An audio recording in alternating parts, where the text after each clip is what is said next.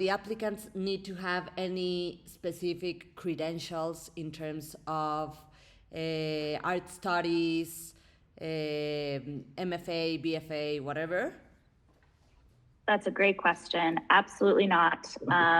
We only ask that artists are over or 18 or older, okay, and that they have enough English that we can communicate with them. But other than that, there's no training credentials whatsoever. Okay.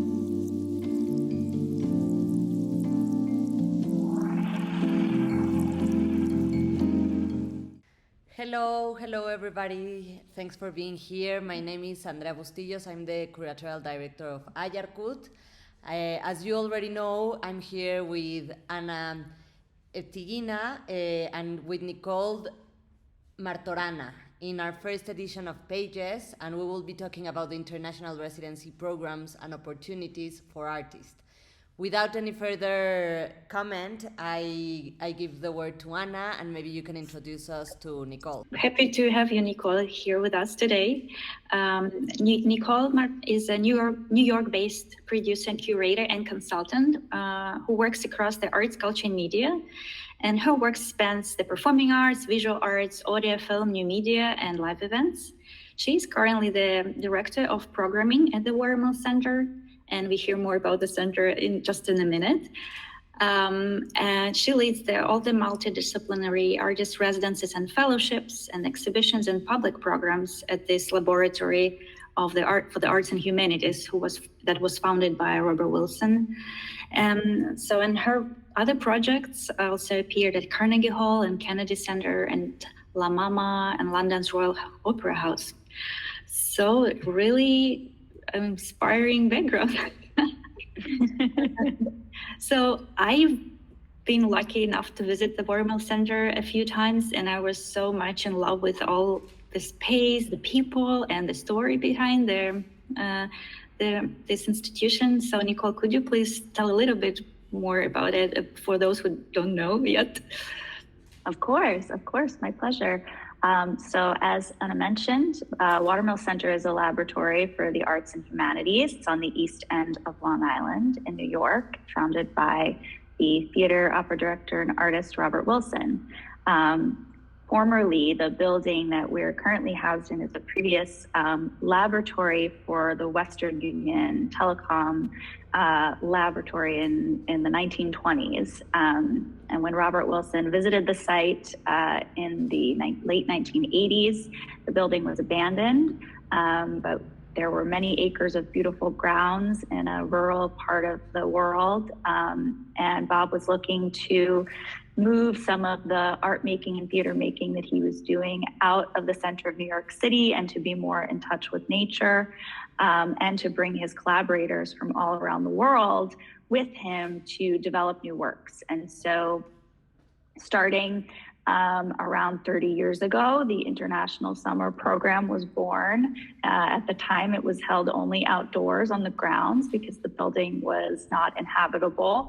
And Robert Wilson would bring collaborators and interesting people that he met both in the arts, sciences, humanities, to develop new works and to do workshops. They also, in their time there, helped sort of restore the building and start to put the grounds back together. So over many years, the property was developed. And in 2006, we started doing year-round programming in the building.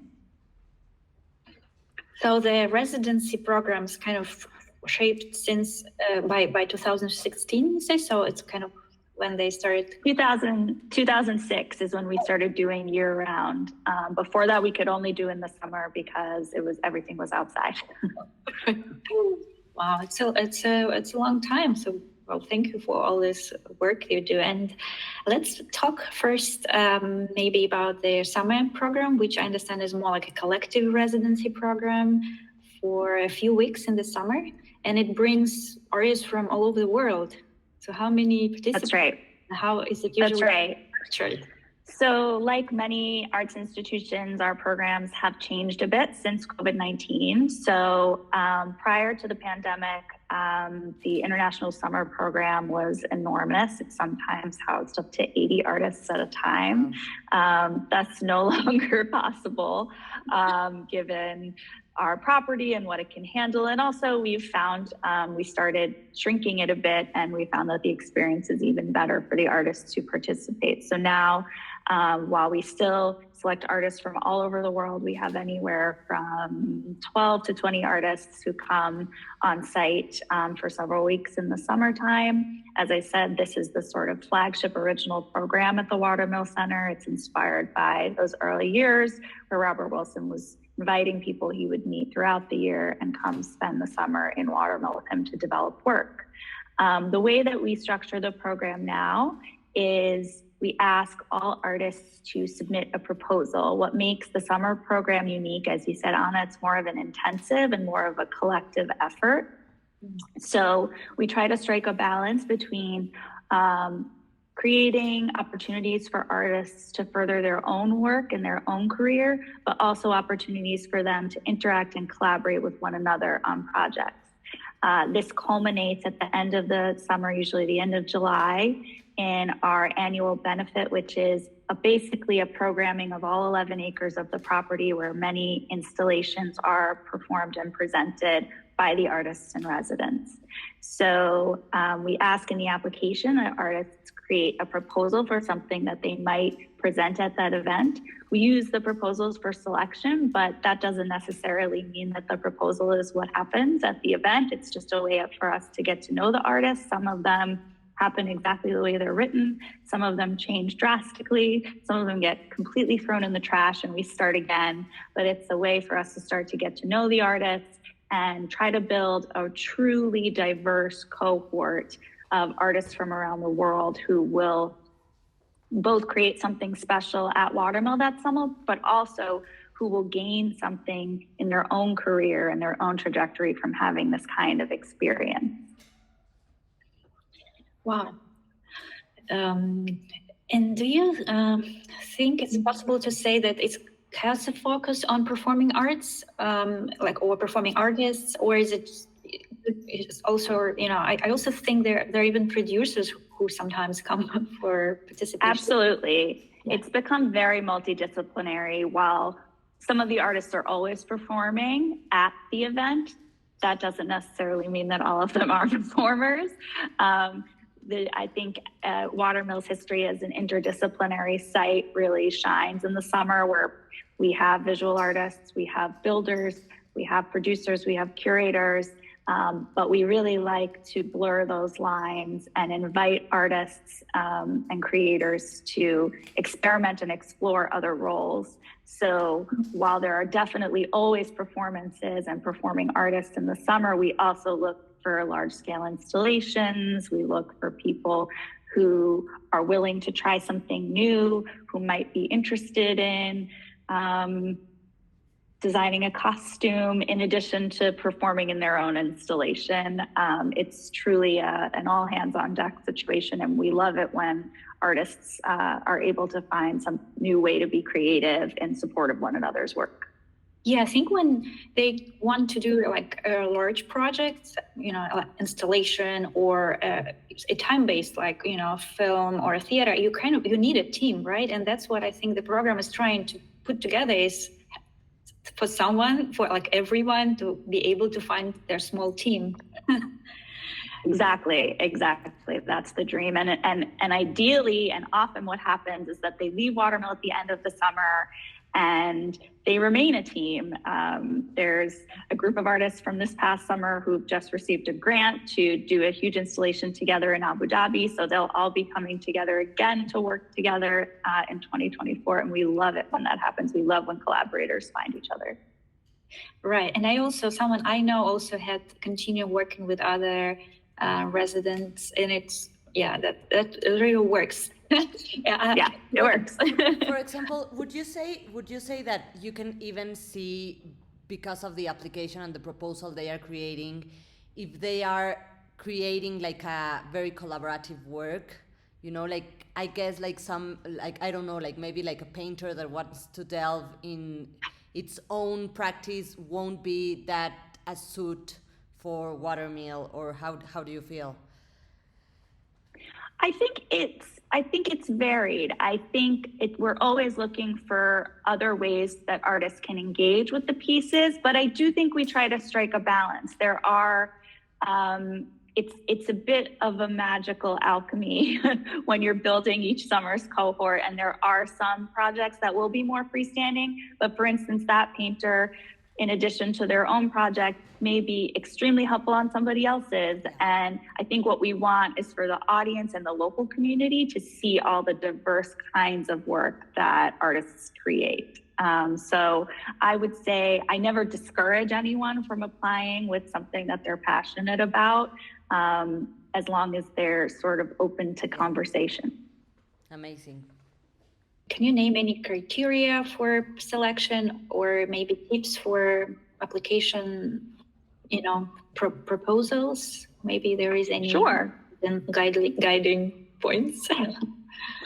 Yeah, I think that for the summer specifically, when we're looking at applications, we're looking for artists who are going to gain something from the experience, that see these weeks as a time in their career to grow and evolve.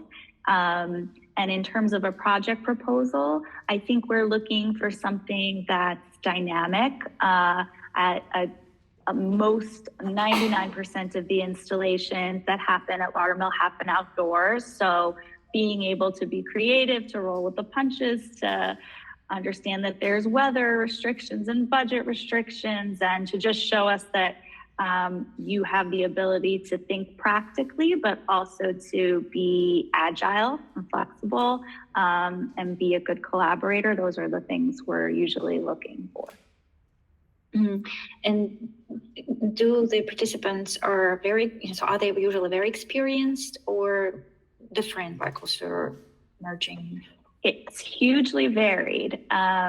We've had, in this last summer, we had our youngest participant this year was 19 and our oldest was 70. So wow. It was a huge range, and it's actually really fun to have more emerging artists get to work right alongside with more established artists. So we welcome all. I see. So, and let's talk now about this all year round residency, which is a separate program. And It happens every, I don't know, how often do you have it during the year? So basically it's every month except in the summer. We have 6 usually year-round cohorts, and each cohort is anywhere from 3 to 5 weeks, depending on the time of year. It's an open call application, and we usually open that call at the very end of the year, so for a year in advance. And so this year at the end of 2023, in either late December, early January, we will open the application for 25, because 24 will have already been selected. And this gives artists time to look for funding, to apply for grants. Unfortunately, with the year-round residencies, we aren't able to offer flights coverage. So people who are coming internationally, we really want to give them the opportunity to look for additional support to get to us. But once they get to us, we have housing on site. We have studio space on site for a variety of disciplines. We also have a chef that makes lunch 5 days a week. We share dining is a very, very important experience at Watermill. That happens in the summer as well, meals together. So we have a beautiful lunch together every day. And we also have a 2 7-passenger van so that artists can get around once they get out to the east end of Long Island. So that is a nice, usually amount of time we find. A month is about, has been the most fruitful for us specifically. Some residencies it works shorter, some longer, but a month has been the right amount of time for our residency and for our space, we think. And it's fully, again, multidisciplinary. We are always looking for writers and visual artists and new media artists. And in fact, in 2024, we'll be opening the Robert Wilson Study Center on site at Watermill, moving all of the Robert Wilson archives out to our building. So the Study Center will also be a place where we can welcome hopefully more scholars, both scholars of Bob's work, but also scholars of the arts in general, and a place for them to work alongside the performers and the writers and all the other artists that we welcome all the time. It's very exciting. And for the summer program, do you also provide travel grants, or they also need to find it? So for the summer program, we provide we provide a partial travel and we provide a stipend. So it's $500 towards your travel and $500 stipend just for the summer. So for some people that's enough. For some, a little more fundraising has to happen. On occasion, for people coming in especially long distance, we are able to help with some funder matchmaking as much as we can. We try to do that, but at least we know we can give a meaningful contribution towards the travel. Yeah, I see. Okay. I have a question. Andrea has a question. Yes, I have a question for both programs.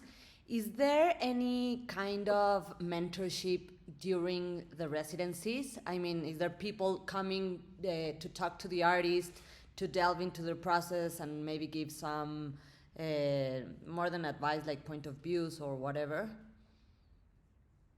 That happens more in the summer program because it's more of a program, I would say, in a concentrated time. There are often lecturers and speakers. It's also a time where Robert Wilson is in residence with us. And so he is often interfacing with the artists about their work. And that's a time where I think mentorship really does take root. And in fact, sometimes mentorship between artists who are participating. In the year-round program, it's a bit more because you are applying with a project of your own that you're trying to complete. Typically, people bring the collaborators that they need. We are always happy to connect artists and residents, however, with our enormous network of alumni. So that's something we work really hard to do. We now have well over 1,500 Watermill alums, and they're very good at keeping in touch with one another, and we're always very happy to put them in touch.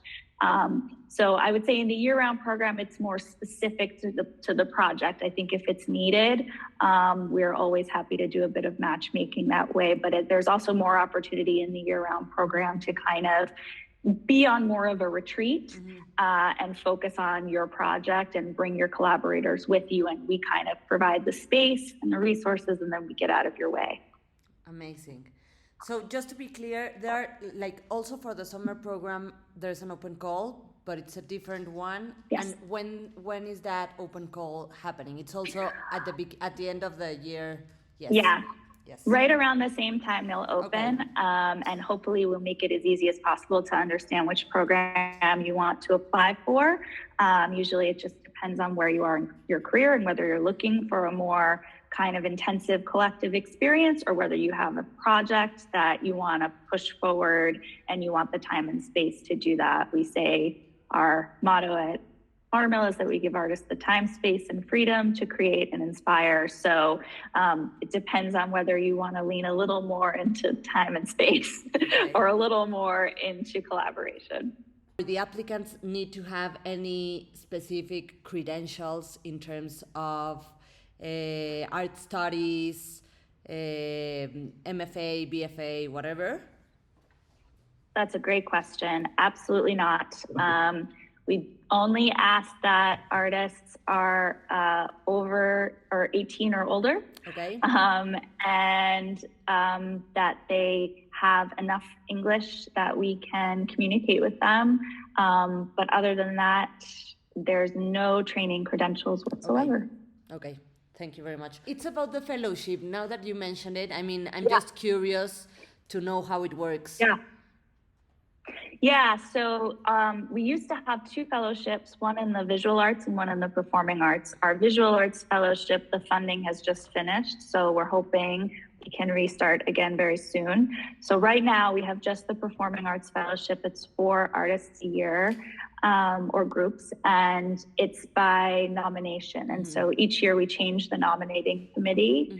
It's called the Nina von Maltzen Fellowship for the Performing Arts, funded by Baroness Nina von Maltzen's foundation. And so we have 4 nominators each year who give us ideas, and we've had some wonderful performing artists come through. The difference being that the fellowships, because of the funding, actually have a very sizable project budget, whereas if you're coming through the open call program, you get the space, you get the food, you get studio, you get a small stipend, but not much more. The fellows actually have about a $30,000 project budget to pay for collaborator salaries and travel, and they need extra hotel and things like that. So it's an amazing opportunity. But they have to present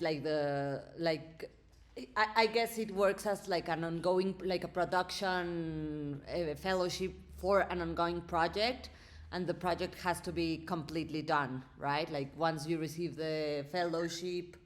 No, actually, it's in process. The same because of the sort of ethos of all of our residencies being process based and never having to show a finished product. We like to talk to them about what they'll work on while they're with us, but they don't necessarily have to finish it. As long as the funds go towards the project, that's all we ask. Amazing. And is that also? I mean, I know it's a nomination, but it's only for American arts and performers? No, it's international. It's international. Well. We've had French, Greek, Italian, well, hopefully someone from Ghana this year, I hope. So our hope is to, as we keep going, to make both the fellowships more accessible through not just nomination, but also the year-round residencies more financially supported. To bring them closer together, I think would be the hope, so that there's not a separation between having to get selected and you get a large pot of money, or apply and you get a small pot of money. But it's amazing. Like you're doing a lot.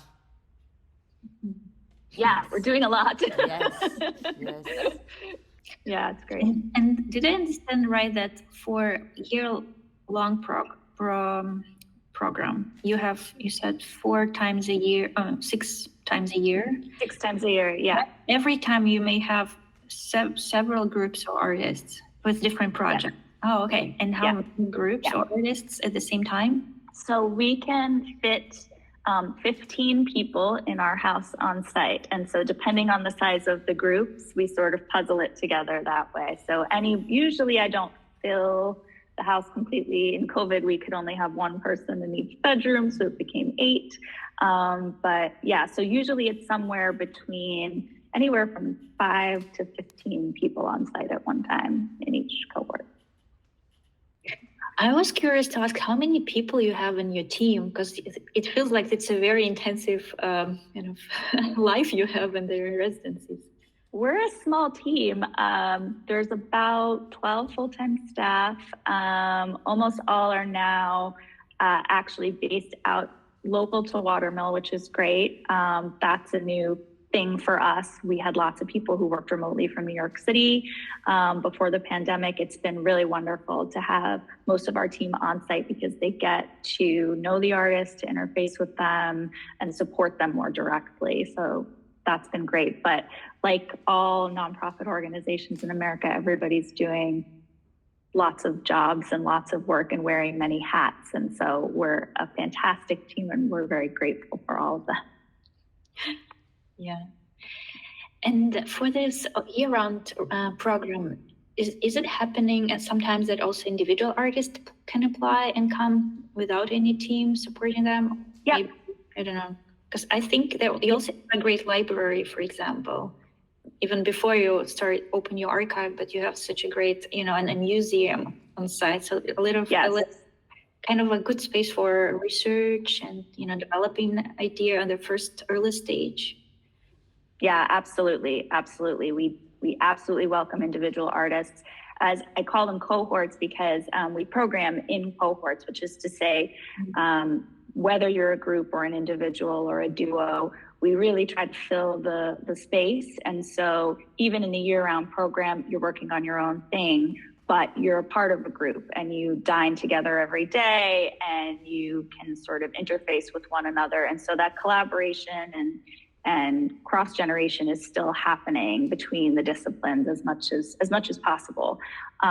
So it's a great space for a group if you're looking to come together and be, I know for lots of artists, being in the same place as your collaborators can be a challenge, but we absolutely love having individual artists as well. In fact, our last cohort, just in late November, was all individuals, and we were able to book in lots of them. So that was really fun. And as you mentioned, Anna, we do have a library of over 9,000 volumes on site. It's a great research library.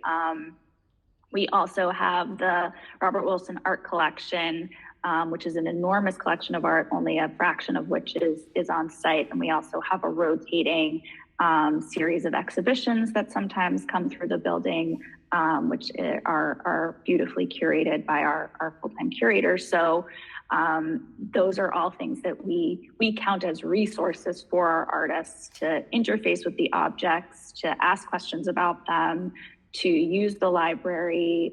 We encourage artists to, perhaps there's a piece of art that they want inside their studio or their office while they're working. And I always say that if I can pick it up and carry it, I will bring it to you. Amazing. Wow. So I think I don't have any more questions for now. And I think it's such an inspiring talk that everyone who will watch it will just really want to apply. So just for them, want to say once again, don't miss the open call. We also will post about it once it's opening. And yeah, hopefully you will have opportunity to meet a lot of friends and professional collaborators in the residency at the Watermill. Yes, thank you very much, Nicole. It was really nice talking to you, and I think, yeah, a lot of artists here in Mexico are gonna be very interested in knowing more about this. So I hope they kind of follow out and apply and everything. We would love that. We would really love that. We have a fairly strong Mexican-American community on the East End and a huge Spanish-speaking community locally. And so bringing that community is always something we're very passionate and excited about, to be able to engage more of our local community in what we do. So I hope that everyone will apply.